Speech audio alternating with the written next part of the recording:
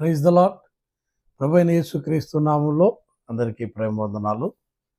ఈ వీడియో ద్వారా మీ ముందుకు రావడానికి గల కారణం, మరి నిన్నటి దినాన ప్రవీణ్ పగడాల గారి యొక్క జ్ఞాపకార్థ కూటము పలు ప్రాంతాల్లో సేవకులు చక్కగా జరిగించారు. ప్రవీణ్ పగడాల గారి యొక్క మరి ఆ జ్ఞాపకార్థ కోటిక ద్వారా అనేక మంది సేవకులు కలిసి వారు మరి ప్రవీణ్ పగడాల గారి గురించి, వారి యొక్క సేవా పరిచర్ని గురించి ఎంతో చక్కగా మాట్లాడారు. మనందరికీ తెలుసు, ప్రవీణ్ పగడాల గారి యొక్క హత్య మరి అది యాక్సిడెంట్ కాదు, ఒక ప్లాన్ ప్రకారంగా ప్రవీణ్ పగడాల గారిని హత్య చేశారు. దాని కొరకు ఎన్నో రకాలుగా వారు చిత్రీకరించారు.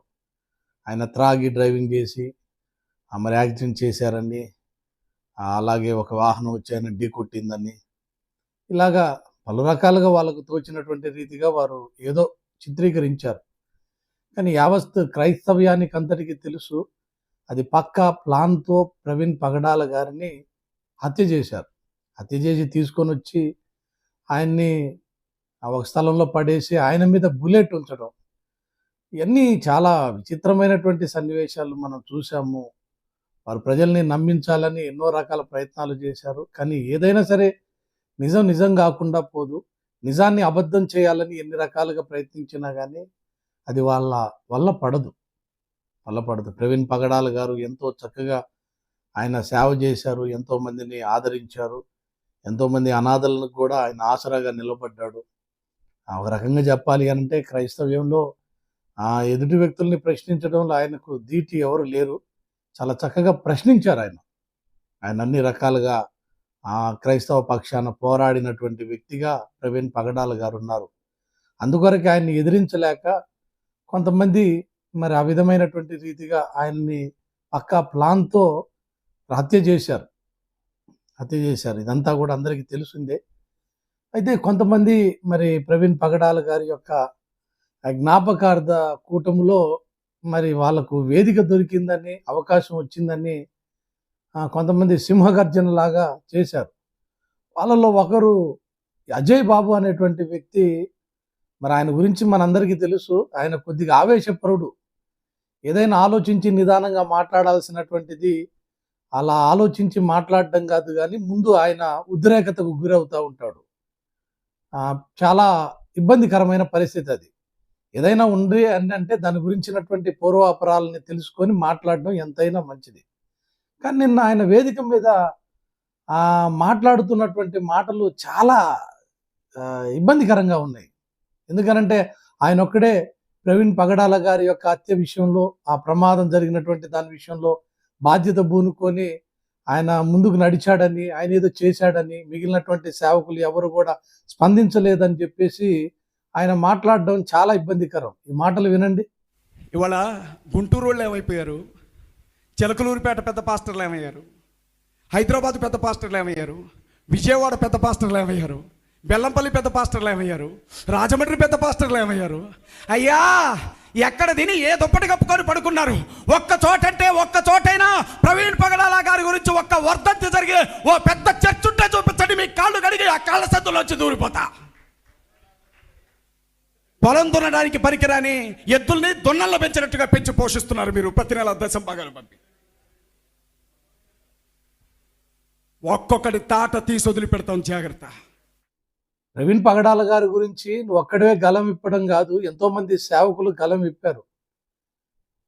చిలకలూరుపేటలో సేవకులు ఏం చేస్తున్నారు అని ఆయన మాట్లాడినటువంటి మాటలు, నాయనా, చిలకలూరుపేటలో ఉన్నటువంటి సేవకులు రోషం కలిగినటువంటి సేవకులే, రోషం లేని సేవకులు కాదు. క్రైస్తవ్యానికి ఎదురవుతున్నటువంటి దాడుల్ని ఎదిరించడానికి ముందుండేటువంటి సేవకులు. కానీ నువ్వు దాని గురించి తెలుసుకోకుండా, అవగాహన లేకుండా మాట్లాడినటువంటి మాటలు చాలా ఇబ్బందికరంగా ఉన్నాయి. చిలకలూరుపేటలో శాలెం రాజు గారు సుబ్బరామమ్మ అనేటువంటి వ్యక్తి మరి ఆమెని అతి దారుణంగా హత్య చేసినప్పుడు చాలామంది స్వరాలు మౌనమైపోయినాయి. కానీ ఆ టైంలో సైతం దేన్ని గురించి లక్ష్య పెట్టకుండా ఆయన పెద్ద ర్యాలీ చేశాడు. ఆ ర్యాలీలో సుబ్బరామమ్మ గారికి జరిగినటువంటి అన్యాయాన్ని, ఆమె విషయంలో జరిగినటువంటి ఆత్యాయిత్యాన్ని గురించి ఎంతోమందిని పురికొల్పాడు ఆయన. క్రైస్తవులందరూ కూడా స్పందించాలి అని అడుగులు ముందుకు వేసినటువంటి వ్యక్తి. అంత మాత్రమే కాదు, ప్రవీణ్ అన్న గారిని విషయంలో శాలేమరాజు గారు ఎన్నోసార్లు ఆయన మరి చర్చిలో మాట్లాడారు, బయట కూడా మాట్లాడారు. ఆ సంగతి నీకు తెలియదు, గ్రహింపు లేదు, నీకు ఆవేశం మాత్రమే ఉంది, ఆలోచన లేదు. ఆలోచన లేకుండా వేదిక దొరికింది అని, మైక్ దొరికింది అని నీ ఇష్టం వచ్చినట్టు మాట్లాడుతూ ఉన్నావు. కొద్దిగా ఆలోచించాలి. ఎవరు ఏ విధంగా స్పందించారో నువ్వు తెలుసుకొని మాట్లాడితే అది చాలా బాగుంటుంది. అలా కాకుండా సేవకులు ఏం చేస్తున్నారు అనేటువంటి ఆ మాట, నువ్వు ఒక్కడివే కాదు, క్రైస్తవ్యం మీద ప్రతి ఒక్కరికి బాధ్యత, భారం ఉంది. దాన్ని పలుమార్లు దైవజనులు శాలేమరాజు గారు యావత్ సేవకులందరికీ కూడా దాన్ని తెలియపరుస్తారు. ప్రవీణ్ పగడాల గారి గురించి దైవజనుడు మాట్లాడినటువంటి మాటలు నీకు తెలుసా? విను. రోజు ఇక్కడ వేలాది మంది కూర్చొని ఉన్నారు, చాలా సంతోషం. సువార్త సత్యం విన్నారు ఇప్పటిదాకా, ఇంకా సంతోషం. మరి కర్తవ్యం ఏంటి?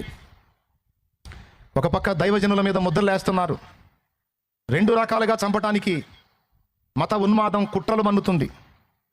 శారీరకంగా చంపటానికి, క్యారెక్టర్ పరంగా కూడా చంపటానికి. ఈరోజు క్యారెక్టర్ మీద కూడా ముద్ర వేసి, ఏమండి చనిపోయిన దైవజనుడు ప్రవీణ్ పగడాల గారి గురించి ఎలాంటి ముద్ర వేశారంటే, హైదరాబాద్ నుంచి ఎక్కడ రాజమండ్రి సమీపం వచ్చేదాకా ఈ దారి పొడుగున మంచినీళ్ళు తాగాల, అన్న నెల ఓన్లీ మందే తాగుతున్నాడు. అది కూడా ఏందనుకున్నావు? రమ్ము, జిన్ను, ఏమండి బడ్వైజర్ బీరు, మళ్ళీ నీళ్ళు కూడా లేవు, వాటర్ బాటిల్ కూడా లేదు. డబ్బాలు కొనుక్కోవటం, దారి పొడుగున పరమాణాలా తాగటం, రావటం. 3 చోట్ల పడ్డాడు. 4గోసారి వచ్చి అక్కడ పడి బైక్ పైకి లేచి నీట్గా గురిగా ఎక్కడ బ్యాలెన్స్ మిస్ కాకుండా స్ట్రైట్గా వచ్చి ఆయన మీద ఒక దుప్పటి కప్పినట్టు కప్పేసుకుంది బైకు. పాయింట్ గాల సైలెన్సర్ వల్ల లోపల కాలు కాలింది. ఆశ్చర్యక్రియ. దైవజనుడు కదా, అంతే. ఏమండి హెల్మెట్ గేమ్ గాల లోపల తల పగిలింది. దైవజనుడు కూడా అంతే, అంతే. అర్థమైందా? బాడీలో ఎక్కడ దెబ్బ లేదు, ఓన్లీ పెదాలు మాత్రమే చీలాయి. దైవజనుడు కదా, స్పెషల్గా దెబ్బలు అంతే, అట్లుంటాయి. మందు తాగడు, మంచినీళ్ళు తాగడు, అన్నం తినడు, బోరికి మందు అవుతానే వస్తాడు. దైవజనుడు కదా, నీళ్ళతో అవసరం లేదు. ఎంత కరడు కట్టిన త్రాగుబోతుగా చిత్రీకరించారంటే తల దేనికి వేసి కొట్టుకోవాలి అర్థం కావట్లా. అందులో ఆయన ఎందుకు వస్తున్నాడు? డేట్స్ ఇచ్చాడు, వాకింగ్ చెప్పడానికి వస్తున్నాడు, దారి పొడవునా తాగుతానే వస్తున్నాడు. ఫుల్గా మందేసుకొని బలిపీఠం మీద ప్రభునందు ప్రియులారా అంటాడనమాట. ఏమన్నా న్యాయం? యేసు ప్రభుకి ఎలాగ అన్యాయపు తీర్పు జరిగిందో ఈరోజు దైవజనులకు కూడా అన్యాయపు తీర్పులే జరుగుతున్నాయి. క్రైస్తవులకు అన్యాయపు తీర్పే జరిగిస్తుంది ఈ సమాజం. దేవుని బిడ్డలకు అన్యాయమే జరుగుతుందండి. ఎందుకంటే చెయ్యెత్తి దెబ్బ కొట్టరు, నోరెత్తి దూషించరు, గొర్రెల్లాగా విలవిలలాడతారు, గిలగిలలాడతారు తప్ప ఏ విధమైన దుర్మార్గాలకు పాల్పడరు.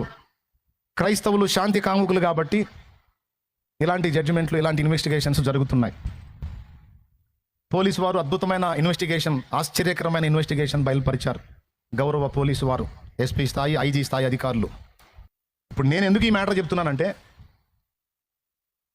నా హృదయం బాధపడుతుంది, నా గుండె గాయమైపోయింది. ర్యాలీ చేసి మొత్తుకుంటే ఆ రోజుకి అయిపోతుంది. టెంటేజ్ కూర్చుంటే న్యాయం ఎవరు చేయాలి? ఇన్వెస్టిగేషన్ చేసిన వాళ్ళు ఇలాంటి రిపోర్ట్ ఇచ్చినప్పుడు ఇంకా న్యాయం ఎలా జరిగింది? కాబట్టి నేనేం చెప్తున్నానంటే, ఒక ర్యాలీతో ఒకరోజు, ఒక వారం రోజులు టెంట్ వేసుకొని మొత్తుకుంటామో కాదు, చట్టబద్ధంగా మనం పోరాటానికి దారులు ఏమున్నాయో చూసుకొని దానోళ్ళు కలుసుకొని, ఎవరైతే ఇంకా ఆసక్తి పరులు ఉన్నారో అందరూ కలిసి సంఘటితమై జరిగిన ఇన్వెస్టిగేషన్లో మాకు ఇదిగో ఇన్ని డౌట్స్ ఉన్నాయి, దయచేసి వాటిని మరి సుమోటోగా తీసుకొని జరిగిన ఈ ఇన్వెస్టిగేషన్లోనే పరస్పర వైరుధ్యమైన వ్యాఖ్యలు ఉన్నాయి కాబట్టి దయచేసి దీన్ని మీరు మీ దృష్టిలోకి తీసుకొని మీరు దయచేసి మాకు మళ్ళొకసారి రీఇన్వెస్టిగేషన్ చేసి మరి మా దైవజనుడికి న్యాయం చేయాలన్నట్టుగా మనం కోర్టును ఆశ్రయించవచ్చు. ఇప్పుడు ఆ సన్నాహమే జరుగుతుంది. నా తండ్రి చిత్తం అయితే అది త్వరలో నెరవేరుతుంది. దానికోసం ప్రార్థన చేయండి. మాకుండే ఆలోచనలు మాకున్నాయి. చట్టబద్ధంగా మరి వాళ్ళు అవుట్ చేశారు కాబట్టి ఇక మేము తీసుకోవాల్సిన చర్యలు మాకుంటాయి కదా, కోర్టును ఆశ్రయించి. మరి ఈ కోర్టులో న్యాయం జరగకపోతే హైకోర్టుకి వెళ్తాం, అందులో జరగకపోతే సుప్రీంకోర్టుకి వెళ్తాం, ఉన్నాయిగా ఇంకా. కాబట్టి మేము తీర్మానం చేసుకున్నాం, మా వంతు మేము కూడా దీని విషయంలో చట్టబద్ధమైనటువంటి విధానంలోనే పోరాడాలి. దీనికి సంబంధించినటువంటి సుప్రీంకోర్టు, హైకోర్టు లాయర్లను దేవుడు మాకు అందుబాటులో తీసుకొచ్చాడు.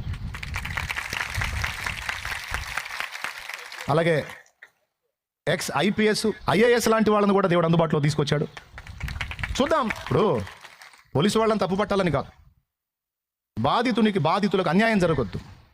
ఒకవేళ దుర్మార్గం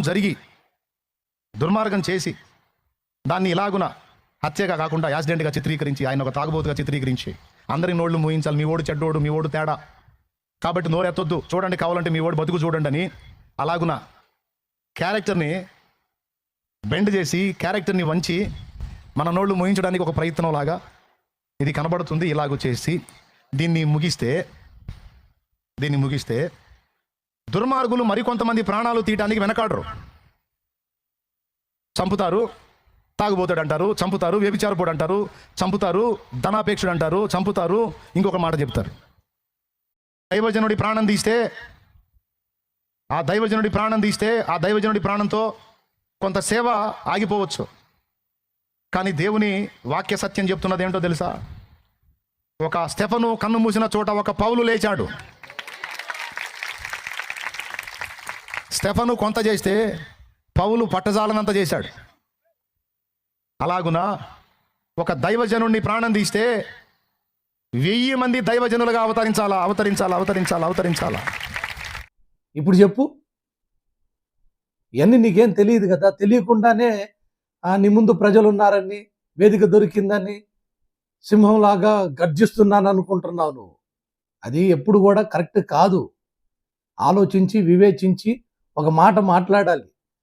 అంతేగాని దాని గురించినటువంటి అవగాహన లేకుండా నువ్వు మాట్లాడేటువంటి మాటలు క్రైస్తవ్యంలో నిన్ను చాలా చిన్న చూపు చూసేటువంటి పరిస్థితి ఏర్పడుతుంది. మంచిది, మనం పోరాడాలి, క్రైస్తవ్యం కొరకు పోరాడాలి.